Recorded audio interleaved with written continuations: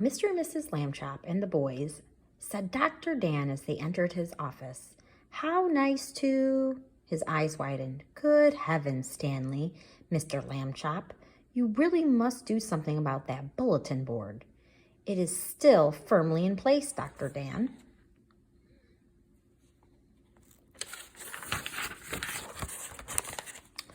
Mr. Lambchop said, we are at a loss to account for this attack of flatness. Dr. Dan thought for a moment. Is there perhaps a family history of flatness? No, Mr. Lambchop said. We'd remember that.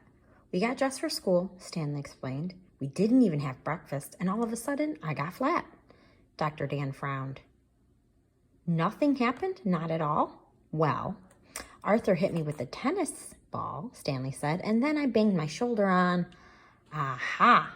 Jumping up, Dr. Dan took a large book from the case behind his desk and began turning the pages.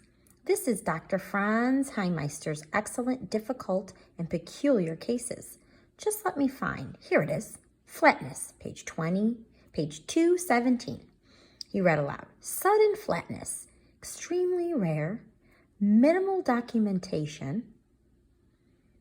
Hursley reports. Here it is. Dates back to the 5th century.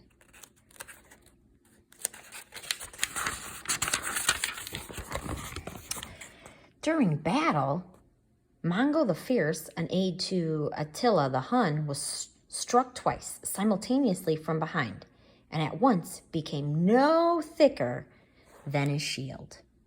He became known as Mongo the Plate and lived to old age without regaining his original girth. Dr. Dan closed the book, as I suspected. The OBP.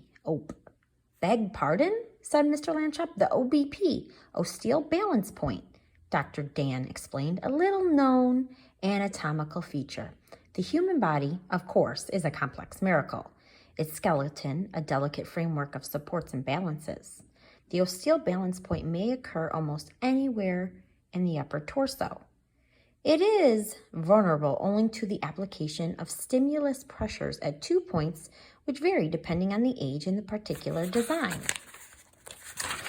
Let us say of the individual involved, in my opinion, the pressure created by the tennis ball in the shelf corner affected Stanley's OBP, thereby turning him flat. For a moment, everyone was silent. The first time Stanley went flat, you were greatly puzzled by his condition, Mr. Lambchop said at last.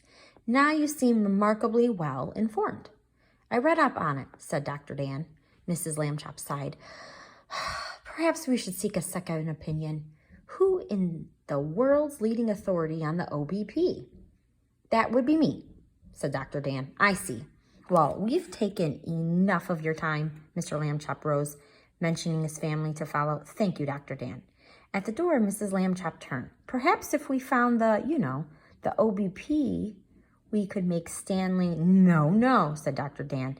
It would be dangerous to put the lad through such a skeletal strain again. And finding the OBP? Not very likely, I'm afraid.